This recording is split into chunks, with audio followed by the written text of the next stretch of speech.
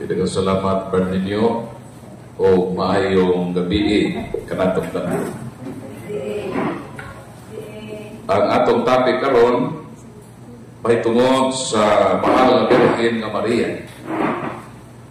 Santa Maria mao ang bag-o nga iba, ang inahan sa hinigugmang apostol o disipulo sa Ginoo, ang inahan sa simbahan.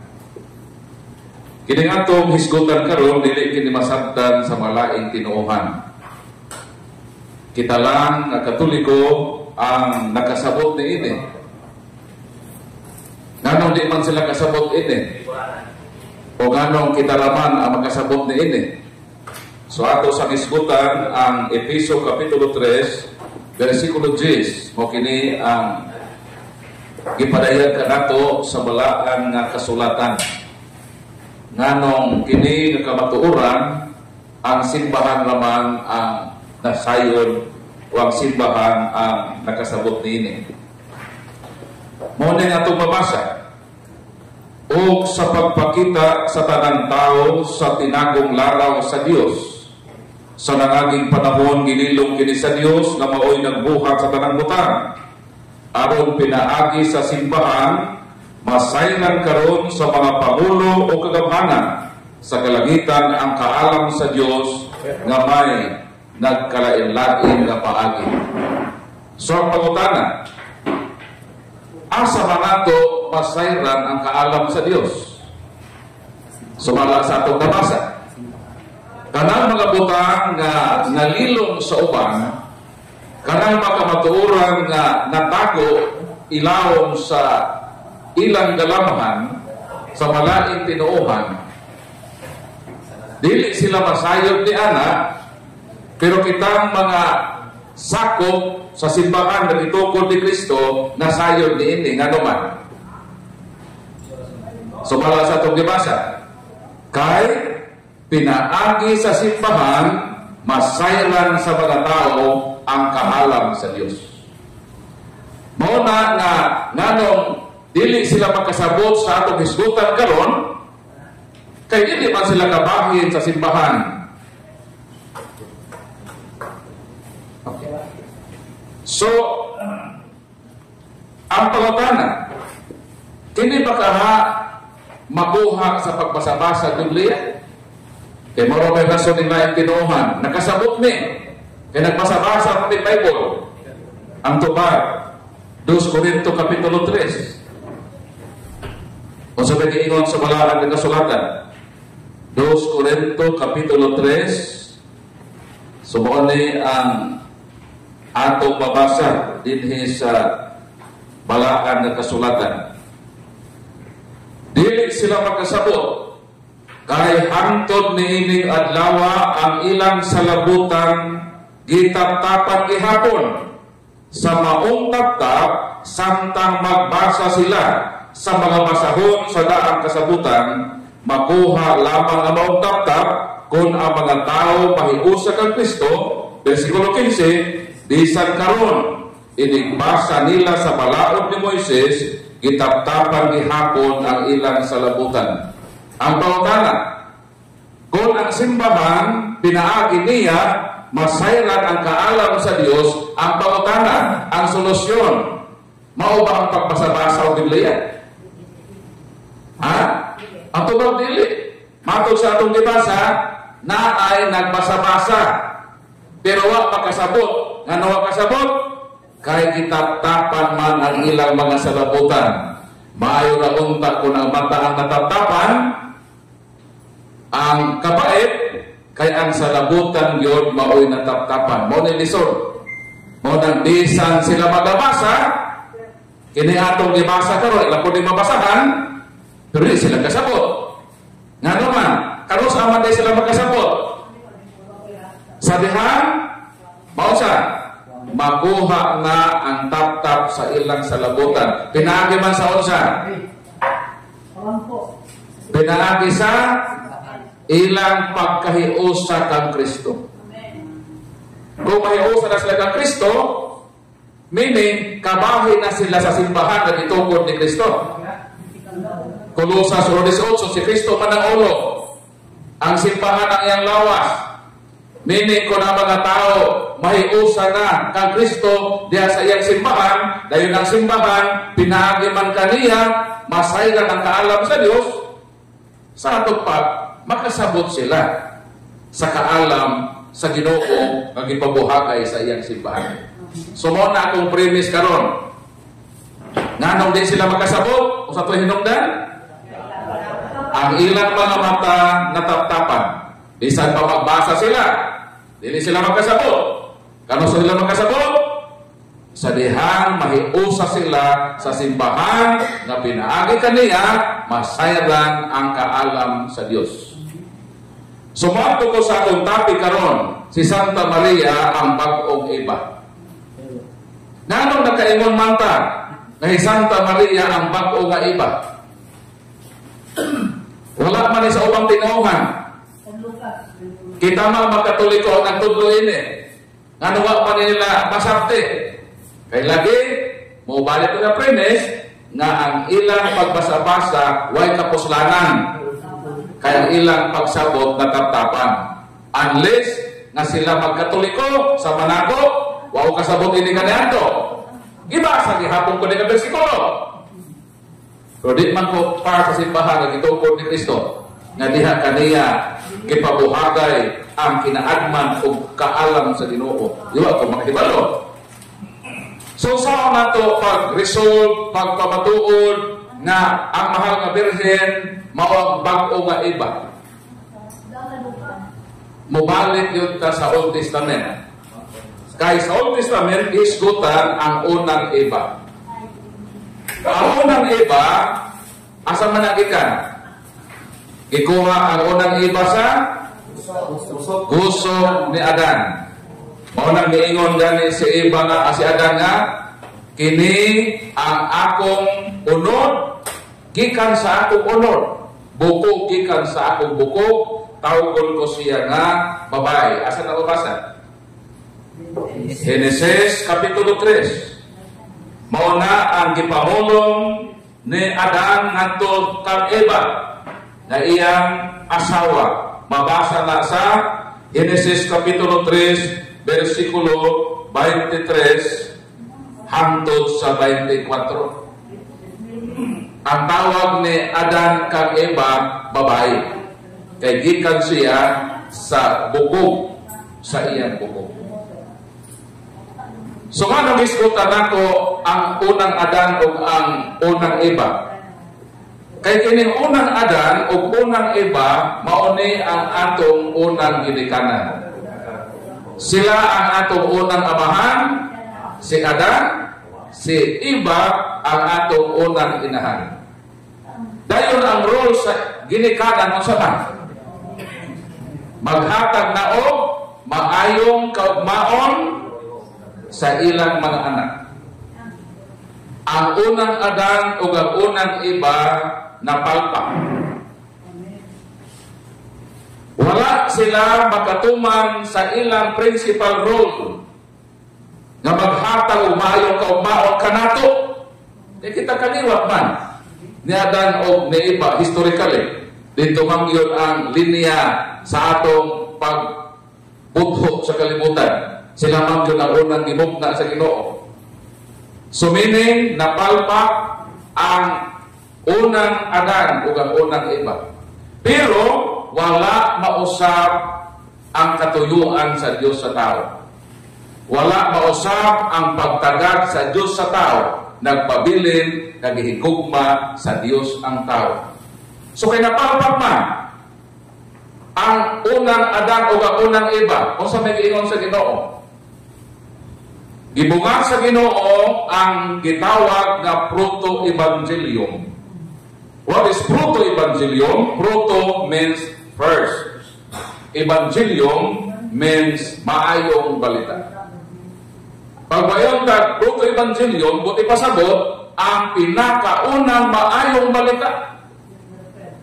Human sa pagkapukan sa tao, naglitok ang Ginoo nga bisan pa napalpak o napakyas ang una natong amahan o unang inahan nga mao sa danog sa iba, apan dunay maayong balita nga nagpaabot sa mga anak ni Adan ug Eva nga mao kana kita. Asa man mabasa ang proto-evangelium? Very good. Genesis Kapitulo 3, versikulo 15. I will put enmity between you and the woman and between your seed and her seed. Pangutana, pila gisgotan sa proto-evangelium? Pila ka persona ang gisgotan? Duha. Babae o ang iyang kaliwat. Ang kaliwat, synonymous anak. Ang imong anak, imong mang liwat, di ba? Nanong duha man, ang litok sa Ginoo sa pinakaunang maayong balita human sa pagkapukan sa atong unang ginikanan. Nanong duha man katawo ang isgutan sa Ginoo? Babae o ang iyang anak, iyang kaliwat. Kay duha man ang hinungdan sa pagkapukan sa tao, mag-asawa, duha pod ang gamiton sa Ginoo, mag-ina, anak ko doon liwat, mag-ina. Ang hinungdan sa pagkapukan magtiayon, ang gamiton sa pagbangon pag-usap mo ng good news, maayong balita, duha pod. Babae o ang iyang anak, meaning mag-ina sa Tagalog ba. So kinsa man gililong man sa taas ka panahunan. Meaning, walay kasayuran ang tao kung kinsa ang isgutan diha sa proto-evangelium ng mga personahe. Mo nang giingon sa atong gibasa nga bersikulo, Episo 3:10. Nagililong kini sa daghang nga panahonan. Apan pinaagi sa simbahan unsa to? Nasayran sa tibuok kalibutan ang kaalam sa Dios. Ug wa nahibaw ini ang tanan kay naay problema lagi. Natatapan ang salaputan. Ang makasabot lang ini kadto lang sakop sa simbahan na nahiusa ka Kristo. O kana mao kitang magkatoliko, palakpakan nato Ginoo. So kinsa man ang gisgutan sa proto-evangelium sa balang kasulatan gisgutan ni San Pablo din his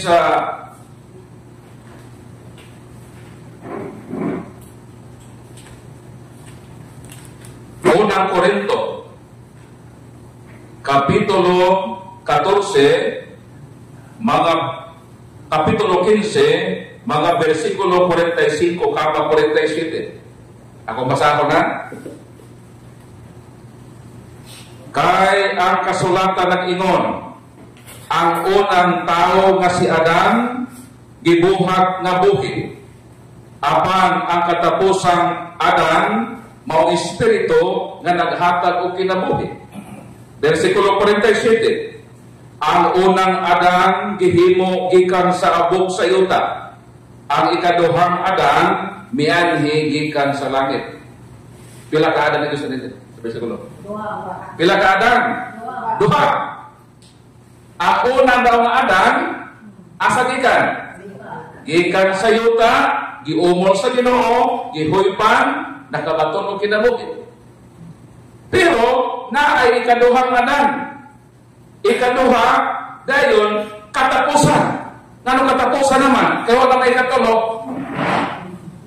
Sabi ko, nano si San Pablo maingon na ikaduha o katapusan?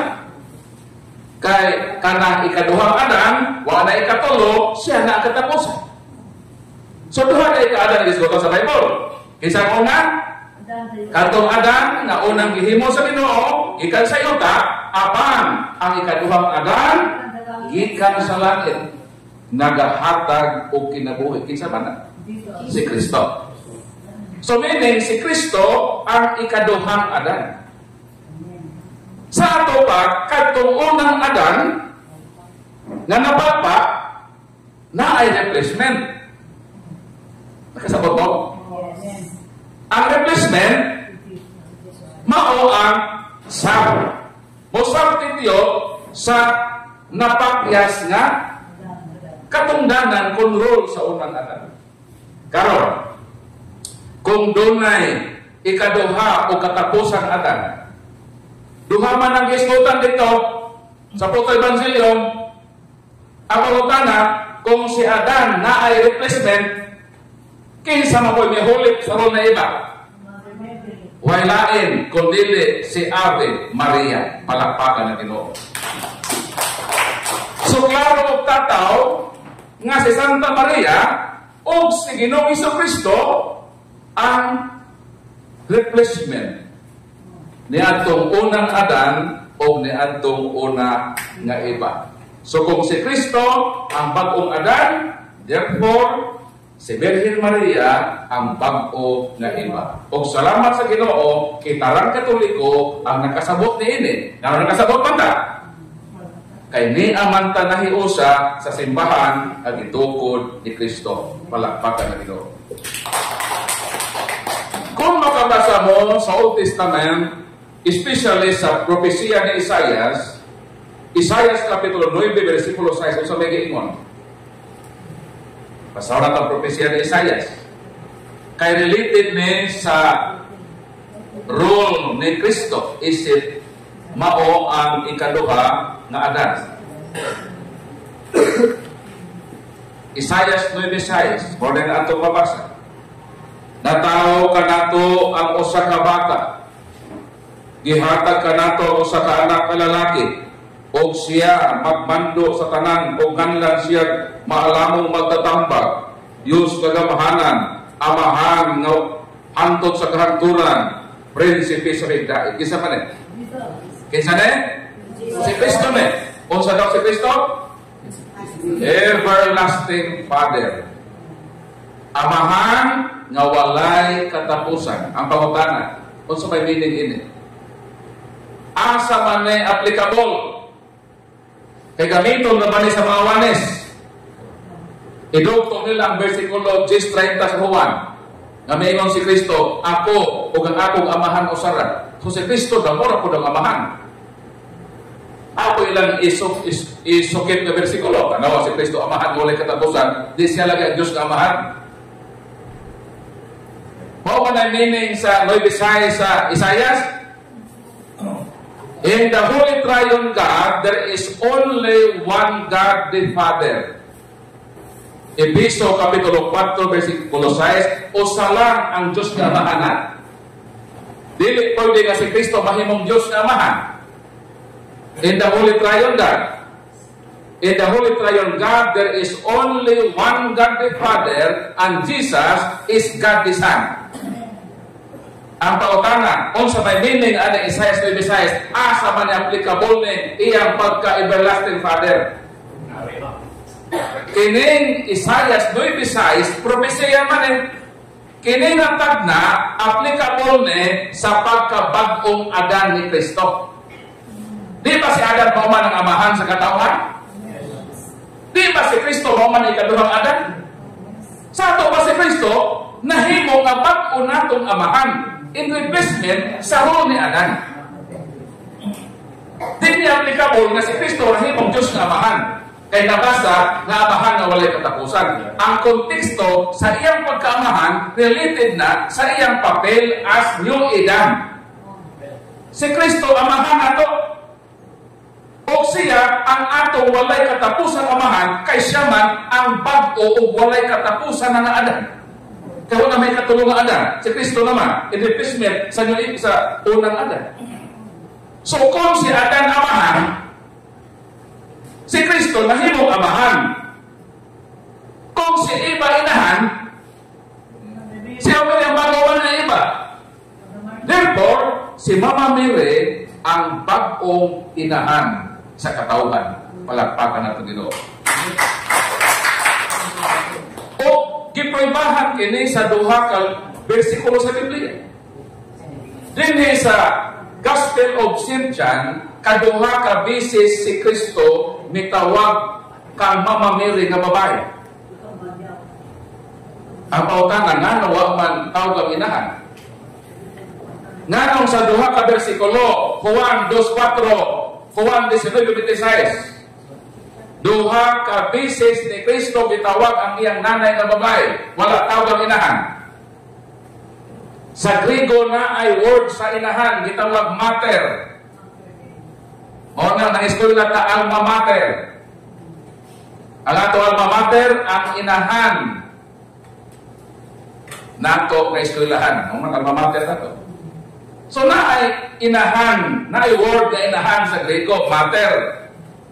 Pero ano wa man gamitan ni Kristo in address sa kang mamamere, gitawag man niya sa duha ka bersikulo nga gunay, meaning babae.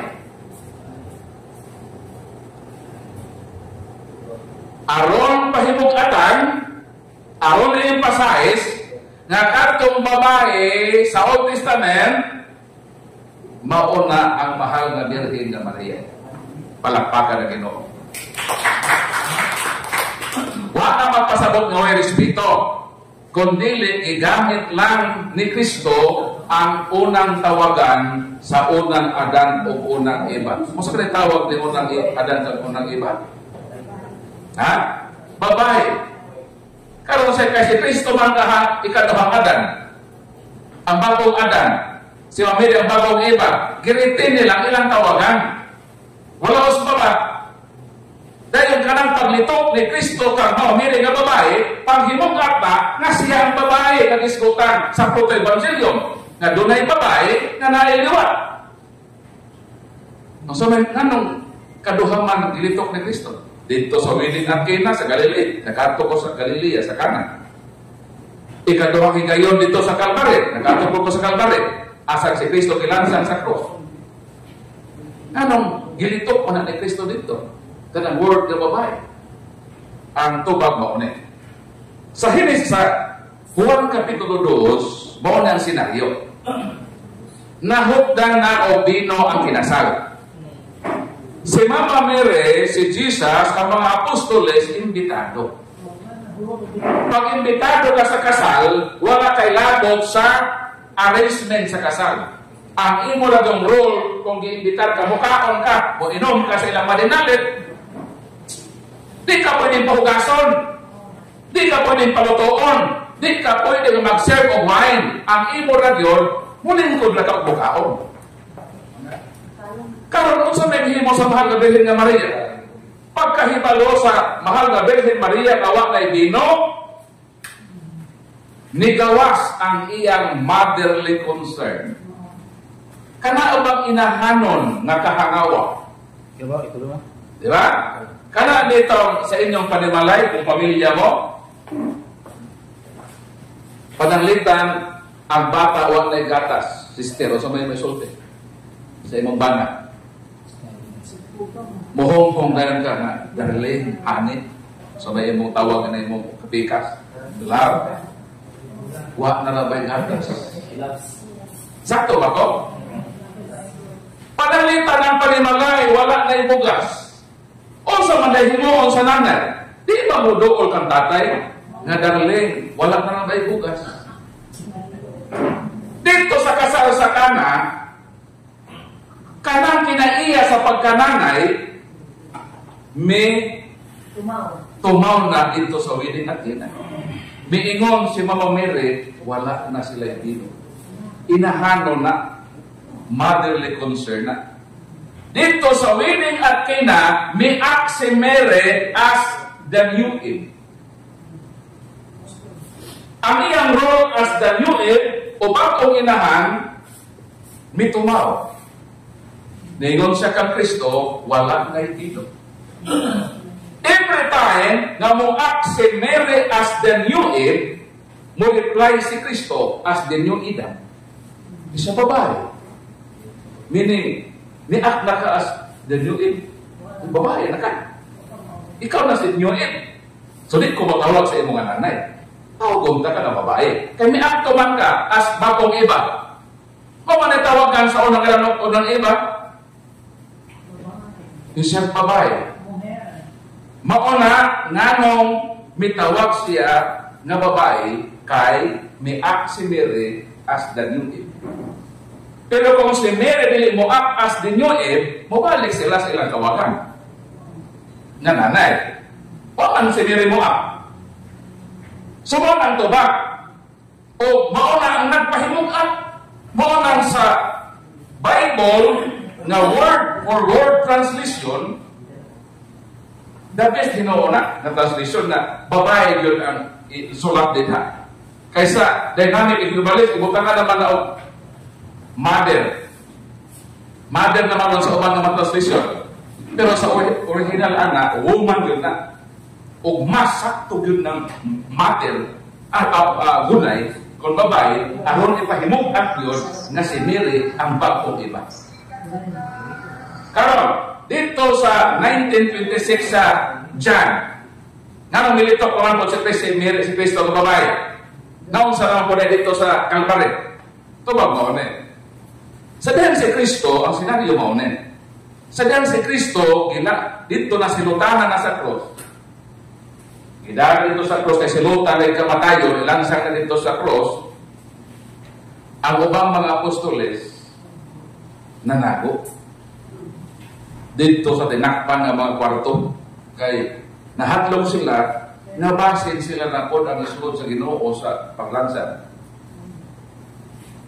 Ang mahal na Birhen ng Maria, kay nanay man lagi, hindi niya pwede talikdan ng anak. Sakto ba ko? Kaya ang tinuod na inahan, ang iyang serbisyo from womb to tomb. Mga nanay ha? Kabalo naman sa inyong rola. Kung sa mga nanay, ang tinuod. Pero kanang mga nanay, nga human, pag inuwag-uwag, mabuntes, ibilin dito sa kanto ang bata, di ang tinuod na nanay. Hayop na. Ang tinuod na inahan, ang iyang pagmahal sa iyang anak, gikan sa naguangkan, hangtod sa lugkanan. Gihimo ka na sa mahal na Birhen? Wala yun niya biyai si Kristo. Tuas siya sa tigilan sa cross. Monang sa pita bitaw nga larawan, hangtod na si kang ipagkanaog, gisak na sa mahal na Birhen. So meaning si Mary, tinuod nun nga nanay. Nagpakananay yun siya kang Kristo. Bahala ang mga sumusunod sa Ginoo ng lakaw, siya di siya pwedeng mutalikod sa iyang anak. Kaya tinuod man siya kailan. Mingon man siya dito sa Annunciation. Fiat mihi secundum verbum tuum. Dito tras kondoma. Let it be done to me according to thy word. Buhaton man niya. Dawaton man niya ang role as inahan ni Kristo, as mother of God, as mother of Christ, as mother of the Redeemer. Munang dili pwede si Kristo, si Mama Mary, musibat sa iyang role. Ipamatod ka niya na tinuod yun siya na nanay. Karon, nganong dito sa cross, ang nakaabot dito, mauman si John the Beloved, ang pinakabata na apostol sa Ginoo. Si John the Beloved, ang pinakabatanon. Kung bata ka, ikaw ang talawan, di ba? Pero kanto mga apostoles ng mga tiguwang na, mamahilaw na una-una o panglipa. Pero ang sigurado yun, na makaabot sa cross, maog yun, ang iyang inahan, ang mga Birhen na Maria. Karon, nga nang ulitok si Jesus, nga, woman, behold thy son, and son, behold thy mother. Nga nung nakalitok man ana ang atong Ginoo. Pwede ba itaas para ang boses mo? Ito takwa sa akong record. So, proceed ko no. Ang atong tubagon na pangutana. Nga sa ikaduhang higayon, militok naman po si Kristo. Agri sa iyang nanay nga uman. O sa pala atong na-learn sa 2:4 sa uwan. Ngano ganing gamito na ni Jesus nga address nga woman, o sa ganito, kanong gamito na niya? Ni-follow mo sa akong diskutan? O sa ganito, reason nga si Kristo mong tawag o babae sa mahal na Birhen? Ha? Kor moak semere astinyoel. Tawagon siya nga di na babae. Tol pasahis nga siya ang babae dito sa Old Testament. Karon, nganong gitawag naman po siya sa Calvary nga babae? Niak ba siya as dinyoit? Yes. Muna ito, tubag ito. May tubag na si Cornelius. So muna ito ba? Ang makaabot sa cross, number 1 yun, mauhin ang nanay. Pero nanong sa 12 ka-apostoles, imay no si Judas, kay nabot ito ko na ora. Nanong sa 11, isa pa may nakaabot sa cross. Very good, yung mong yun ha. Muna ito ba? Sa diha ng mga apostoles, nanibat na, si John the Beloved na ay nilain na kinaanman. Wisdom ba sa English? Wisdom. Kung saan man yun na makaabot sa cross? Kung saan man may sekreto, yun? Kamot ka sa sekreto kung makaabot sa cross. Ha? O, lagi, kinagyan mo lagi. Si John the Beloved, giresort niya ang issue. Kinsa man yun ang makaabot sa cross. Ang tubag ni Brad, walain yun si Mary. So, ang ihimo ni John the Beloved, ang iyag yung ubanan, dili itong mga apostoles. Kaya sigurado man, ang siguro man iyag yung ubanan. Isa siguro nga makaabot sa cross, ang iyag inahan. So, sa ato ba, dito ko sa inahan mo uban. Dito mo uban na itong mga musikat. So, meaning, dito sa Calvary, nanong nakaabot sa John the Beloved, ang importanteng person, mauna siya, ang mahal na Birhen na Maria. Kung wala si Mama Mary, imposible na si John the Beloved makaabot. So, meaning, nakaabot si John the Beloved dito sa cross, credit na sa mahal na Birhen na Maria. Nganong si John the Beloved man ang makaabot dito sa cross? Si Kristo o John the Beloved, grabe naka-close. Kung sa ato karoon na term, BFF? Ha? Kaysa mapurong sa mga apostoles, kana sa John the Beloved, magpauraray na sa dukhan sa Ginoo. Walay apostol nga gigamitan og term nga magpauraray sa dukhan ni Kristo. Si John the Beloved na. Karon ang Ginoo gilansang sa cross, nag-antos man siya. Sama man nimo nga nag-antos ka, wa ka sa ospital, daghang ka amigo, 12 por kabuok, na ako'y uba, nag-try doon na nito, dili ba masalipit ka sa imong galamhan? Asa lang ako mga amigo. Panahon nga ni ako nag-antos sa ospital. Wa man lang, niluaw na ako. Di ba usahay maka-filta na pagbati? O kana na pagbati, tawhano na. O si Kristo, tinuod man na tao. Dito sa cross, ibati na ni Kristo. O bitaw may ingon siya na, nanong kitalikdan. Italikod naman ang uban. Ang wak mo talikod sa mamili naman. O katong uban sa mahal na Birhen.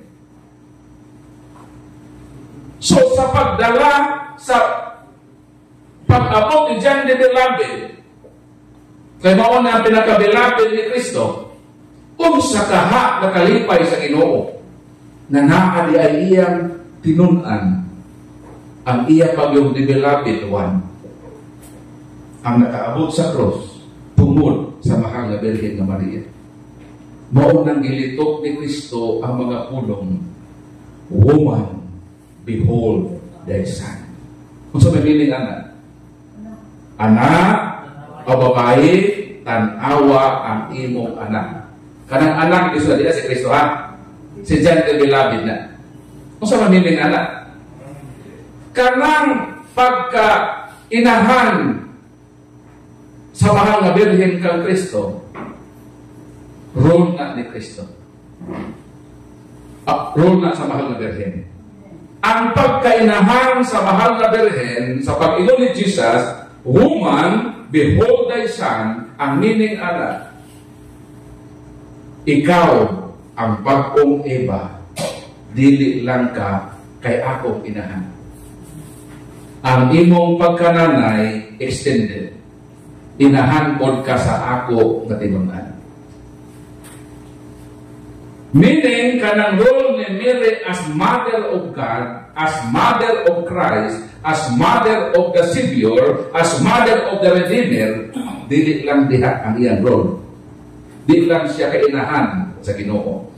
Ang iyang pagkananay extended sa tanan na hinigugmang disipulo ni Kristo.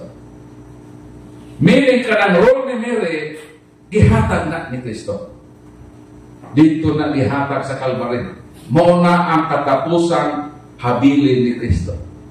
Kaya kanang mga pulong mag-ilitok ni Kristo sa 7 palabras.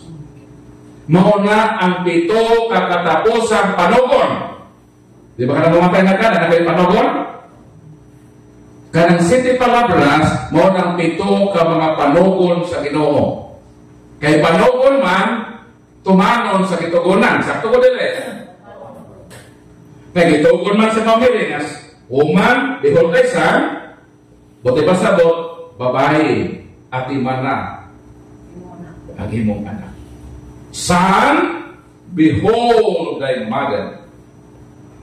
Nanong son man ang tawag ni Jesus kang John the Beloved? Anak ba ni Jesus ni John the Beloved? Also nag-iyon sa Mateo 2:50. "Whoever does the will of my Father in heaven is my brother and my sister." Ano sa daw? "Sibisan kinsa nga nagtuman sa kabubukon sa akong amahan akong igsuon." Sakto ko dili. Ang pagkakala ko sakto, kanang wa man tawag ni Kristo, "Brother, behold thy mother." Ano ang tawag niya? Son man. Tubag kay siya ni as the nuidan. Amahan man siya. Then, ang tawag niya kang John, di akong brother. Son, behold thy mother. Son, ako sinyo idan. Ako ang imong bagong amahan. Kay napalpatuon ng adan, managitubos ka mo.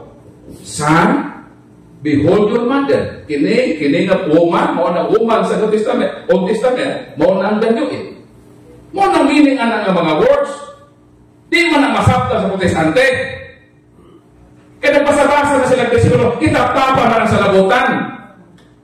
Tapos sila magkasabot. Kung mahimusa na sila sa lawas ni Kristo ang simbahan, kay kasimbahan, di pabuhagay ang natagong kinaanman na di yun masabta, bisan pa magbasa-basa ka kung naa pa ng tatap. Buong sa mahal na Birhen, sa Mary, siya ang bagong Eva, siya ang atong bagong inahan, isip kapuli sa unang Eva na napalpa. O si Mary ang successful na bagong Eva, palagpakan ng Ginoo. Last, nanong inahan man sa simbahan.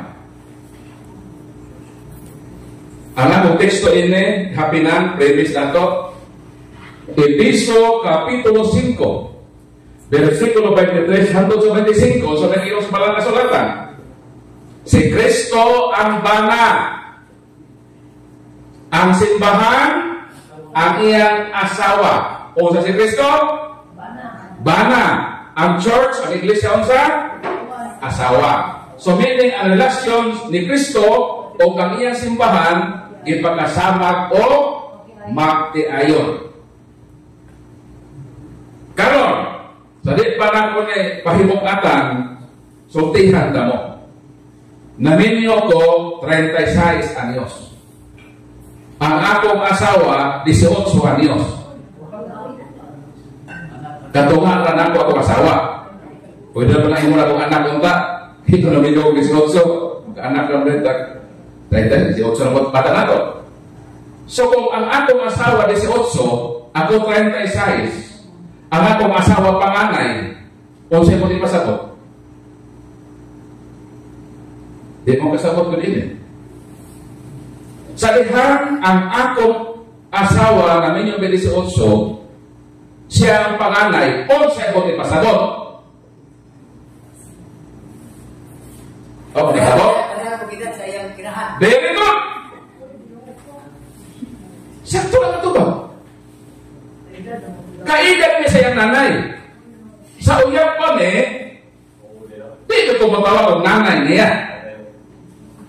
Ako ba ng nanay na kaedad naman sa inahan? Di ka ito ba nang ulitaw ako sa ilan? Saligan ng mga ulmen. Ang akong balay, o ang balay ng ipuya sa isoon, o ang balay na akong asawa, likod ra. Kaya di mo man ang Ginoo, love your neighbor. So man ako ng tumanon. Atong pakas na natong silingan. Mapigilon sa Ginoo. So natuman ko na. So sa nangyayari pa ko, never dito ko tawag sa nanay, sa akong asawa. Sa palit ko ako. Papukuburan ninyo. Kasi para mo ito. So yung mga tawag ko sa tingalan, sa diba? Masipog man na, maulap man na. Pero nausap ang gakan sa kinabuhi. Sa dihang ikasal namin, mosugot man ko sa dili, mosugot man siya sa dili, obligado na akong mutawag niya nga nanay o mama. Nga naman? Nga naman? Ito pagkado nito. Nga naman maobligan na ito. Mosugot man siya sa dili, mosugot ko sa dili, mutawag ko niya nga mama. Nga naman? Tuon na sa among relasyon, isip pa natin ayon. Obligado ko mutawag. Nga naman ako nag-share din niya. Kung ano, brado, yung mga nagpapil-apil na yung kinabuhi, kung sa may relasyon na nasa itong versikulo,